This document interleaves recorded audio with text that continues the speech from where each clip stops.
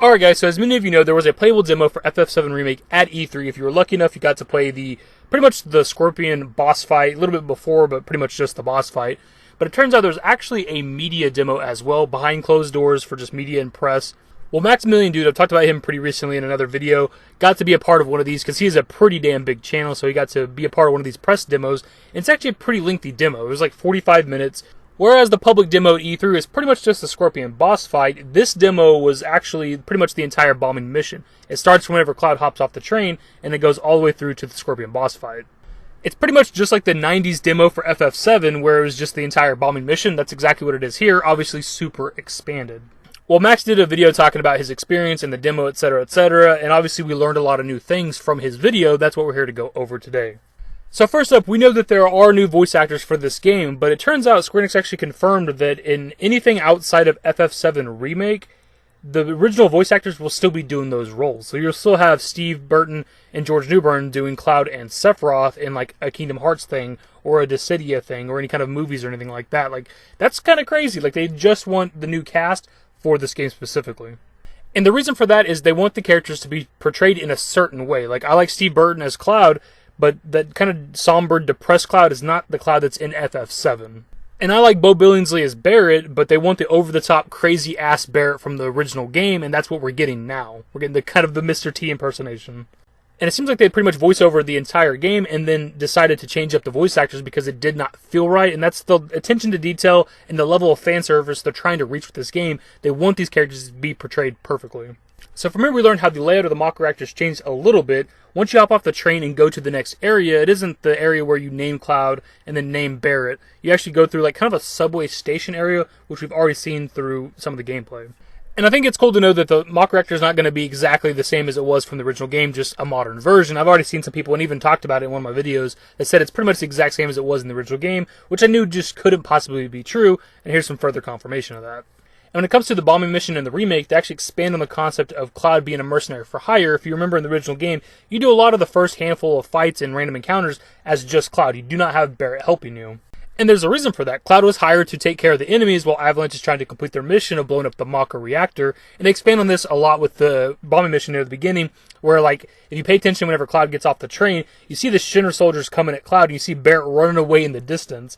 And once you get to that next location that's essentially like a subway station or whatever, Jesse, Biggs, Wedge, and Barrett are kind of hiding, and all the Shinra soldiers take focus on Cloud, and once they come at Cloud, that's whenever they leave to go to the next location, and that's the scene from the State of Play trailer where Jesse actually turns back to Cloud and says, "Have fun."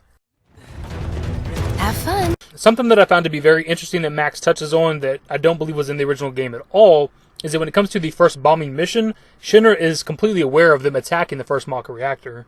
Obviously, we know that he's aware of them attacking the second Maka reactor. We see President Shinra at the end, and then we fight the Airbuster boss. But I think it's a good attention to detail, and it makes sense. Like, there should be security cameras, etc., all around every Maka reactor. They should be aware of the bombing mission happening. And the scene from the recent trailers where we see Heidegger talking to President Shinra, that's them watching them do the first bombing mission. These sewer rats appear to call themselves Avalanche, sir. I think it's a cool character detail because we know that President Shinra is a piece of shit, and you can tell by this image that he just does not give a shit. He could put forth the effort to try to stop them if he wanted to, but he just doesn't care if they blow up this mock reactor and potentially kill a bunch of people because it's going to make Avalanche look bad. So in one of my recent videos, we talked about Cloud's Punisher mode, which for one, I wasn't aware. That wasn't actually a part of the E3 playable demo where everybody got to play. The Punisher mode was actually a part of the press demo. Didn't know there was a difference at the time. Didn't even know there were two different demos going on. But Max actually expands on Punisher mode a little bit in his video where he talks about, obviously in Punisher mode you move a little bit slower, but you do heavier attacks. But if you're actually hit with a ranged attack or a magic attack while in Punisher mode, it'll actually knock you out of that mode, and you also take more damage because of that. And I think that is a fantastic gameplay mechanic choice. So like if you switch over to this mode where you're going to do significantly more damage, you should be taking a little bit more damage because of that. It's kind of the trade-off. Do I want to do more damage and risk being hurt more? Max also touches on whenever Cloud's in Punisher mode, he essentially also is in a counter state. So if enemies come at him, he essentially parries and then just knocks them away.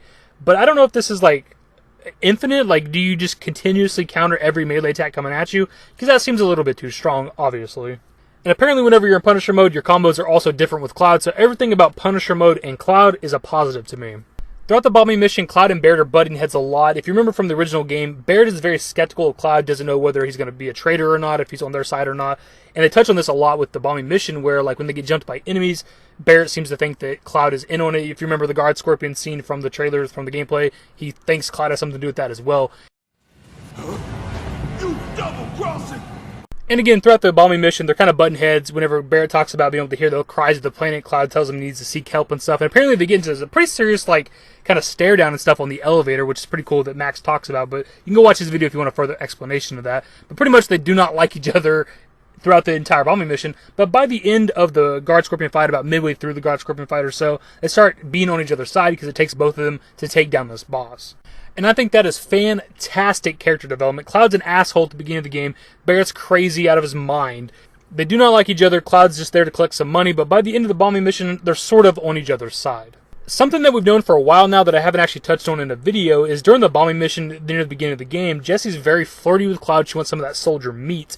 And for one, I think it's great because it gives her a personality. It gives her something that makes her unique as a character. Because Jessie, Biggs, and Wedge didn't really have anything in the original game. You just kind of know them as characters, and then they die, and they're kind of maybe spoken about later on in the game. But that's kind of it. But now it's pretty obvious that each of the characters are going to have their own personality, and I think that's great.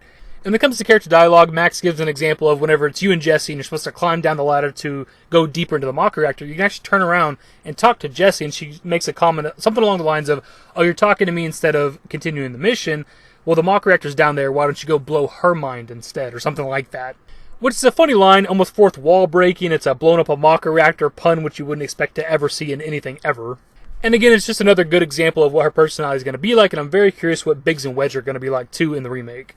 Max also touched on the fact that the press demo seemed to have better frame rate than the E3 floor demo. It seemed like it was locked at a solid 30, whereas the E3 floor demo seemed to be kind of unlocked, and it would jump anywhere from lower 15 to 20 to upwards of 60. It's kind of all over the place. But the press demo seemed to be really, really optimized and really good. And the last thing we'll talk about today has to do with combat, and it seems like you can combo characters' attacks together. Whenever Max was playing, he did Cloud's cross slash, and while that was going on, he switched over to Barret and did one of his ATB gauges or limit breaks or something. I think it was called multi-shot, and it seemed to do more staggered damage than if you just done the attacks separately. When Max actually asked him about character combos, they kind of beat around the bush about it, didn't want to give him an outright answer, but they did touch on the fact that he seems to be noticing features that they haven't actually discussed yet publicly. So more or less confirming that, yeah, character combos do exist. So there is actually strategy to the combat. It's not just a hack and slash button mash type of game. If you can combo everybody's attacks together, hit the enemy at the same time with some big heavy attacks, it can stagger them quicker, which will obviously help you in a boss fight. And look, in Max's video, when he's talking about this press demo, he overwhelmingly praises it about how Square Enix is going above and beyond. He does say he doesn't know how they're going to maintain that attention to detail, that fan service, for an entire game for a full 40 or 50 hours. But he praises the shit out of the game. And normally that's something that you would take with a grain of salt, and you can if you want to. But in all honesty, I trust his opinion on this game far, far more than some random gaming journalist site or whatever. He's an actual fan of the game, and so am I. I trust his opinion. And to be honest, I know I'm going to like the game because of what it is. I know maybe I'm a blind fanboy, whatever the case. It's a remake of my favorite game of all time, so it already gets a lot of points in that regard, but they'd have to go out of their way for me to not like this game. I'm not super, super hard to please, so if I'm criticizing a game, the game's usually pretty goddamn bad. And near the end of his video, he mentions that he hopes that they drop this bombing run mission demo publicly. And if that does end up happening, I can almost guarantee, regardless of what platforms this game is going to come out on, that demo is going to be PlayStation exclusive. And if that does happen, I'm 100% going out and buying a PlayStation 4 right away, and that's just going to be the end of that, and I'll be playing this game on PS4. And in all honesty, it's likely that they would drop a demo at some point. It may not be the entire bombing mission. It could just be the E3 demo where you fight the Guard Scorpion. Who knows? But, I mean, they had a couple demos for the original game. They had a couple demos for Final Fantasy XV. It seems very likely that there will be a demo at some point. Hopefully they announce that soon so I can know. If it's coming out, again, if there's a demo on PS4, your boy's finally going to buy one. I'm not going to miss out on playing this game early. I'm not going to wait till it potentially, possibly launches on Xbox or whatever the case. If there's a demo on PS4, I'm buying a goddamn PS4. Anyways, the video is longer than it needs to be. I just want to touch on some new information that I found out because of Max's video. Again, I get information wherever I can get it. If it's from somebody's YouTube video, if it's from a random article or Reddit post, it doesn't matter. If it's information for this game, we talk about it. So hopefully you guys enjoyed the video. If you did, give it a thumbs up. Subscribe to the channel if you guys are new and want to stay up to date with more Final Fantasy VII Remake content. I'm running out of breath. Turn on my notifications. Follow me on Twitter at th-david. I'm my Discord. Links to my social networks are in the description and in the outro. Later, guys. Give me forever for a while, give me forever for a while. Quit